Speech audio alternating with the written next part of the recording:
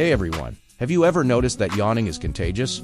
You see someone else yawn, and suddenly, you feel the urge to yawn too.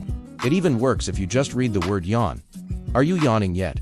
For a long time, people thought we yawned to get more oxygen to our brains, but scientists have mostly debunked that theory. The latest thinking is that yawning is actually our body's way of cooling down our brains. Think of it like a built-in air conditioner. When we yawn, we stretch our jaw, which increases blood flow to the face and head. Then, the deep breath we take brings in cooler air, which helps lower the brain's temperature. So, the contagious part. It might be linked to empathy. When we see someone yawn, our brain might instinctively mimic the action to show social connection. Pretty cool, right? Thanks for watching, and don't forget to like and subscribe for more fun facts.